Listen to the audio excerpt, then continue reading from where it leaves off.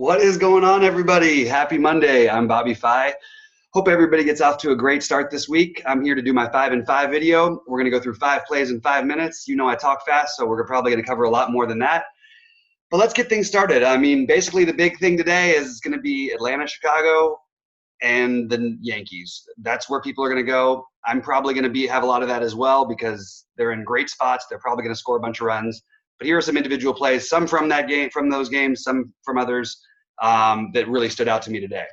Let's get it started with Freddie Freeman in that game in a lefty-lefty matchup where he tends to get overlooked. I think most people will play Rizzo at first base, so I think he has a little bit of an edge there. He's got a 332 ISO versus this pitch type for his career, even though it's a lefty-lefty matchup. I really like him here against Leicester. I think Freeman paying up for him is going to be slightly lower owned than Rizzo on the other side, and I'm sort of siding a little bit more with Atlanta with the wind blowing way out there. And I think Atlanta's the better hitting team, to be honest with you. So I'm gonna side more with that stack. And I love Freeman in the lefty-lefty spot. Let's move over to the other side, though. And one guy who's just too cheap, who's going to be a cash game staple for everybody, hard to fade in tournaments, is Kyle Schwarber at 3,900 on BK. He's got a 293 ISO versus this pitch type. He's leading off. He's too cheap. He's going to be massively owned, so if you want to go a different route, I get it. There's a lot of really good outfielders today, but it feels uncomfortable. With that wind blowing out, it's hard to see. It's easy to see him having a big game here. I really like him, but maybe you pivot over to Hayward. I'm interested to see if Carlos Gonzalez is in the lineup, where he factors in ownership-wise. Keep an eye on that, but Schwarber definitely one of the just best raw plays of the day in all formats.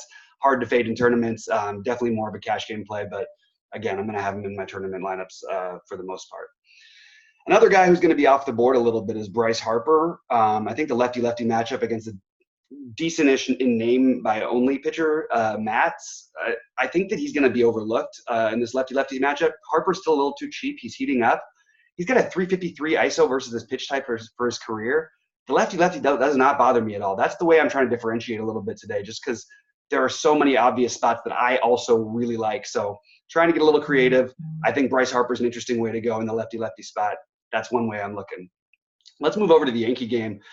The guy who stands out the most is Gary Sanchez, partly because he's just much better than everyone else at the position. So, of course, that makes sense. He is really expensive. He and Stanton are the guys I'm looking at using the most. They both can lift the ball quite a bit off of a guy who keeps the ball low like Aaron Sanchez does. I mean, Aaron Sanchez versus Gary Sanchez. Gary Sanchez can lift the ball. He's got a 379 ISO versus this pitch type since the beginning of his career. It just seems like a great spot for him to get a hold of at least one. I really like overpaying for him at catcher. I don't mind the catchers in Chicago or Atlanta, but I do think that Gary Sanchez would be the priority if you can afford him. Moving over to one last spot, we have Jose Ramirez for the Indians at third base. Third base is going to be really popular with Bryant and Donaldson. They both are terrific plays, especially Donaldson. He just absolutely crushes this pitch type also. But Jose Ramirez has a 295 ISO versus this pitch type. He's going to be lower owned. He's only 3,900. He's a little bit cheaper, not much, but a little enough, it's a little bit of a different build, and I sort of like the Cleveland guys to get away from some of this chalk in these other spots. So love Jose Ramirez. I think that he's going to be, he's on the way up. He's going to be back. This guy was not a flash in the pan one-year player. He's going to be a star again. And Jose Ramirez, one of my sneaky plays of the day. Maybe not all that sneaky, but certainly all these guys should be staples in your lineups. I really don't see any reason in any format that you couldn't play all of these guys. Anyway, any questions, hit me up on Twitter. I'll do a Twitch live show a little bit later. Thanks so much for hanging out, guys. Really like and subscribe, please. Means a lot to me. Thanks so much. I'll talk to you guys later.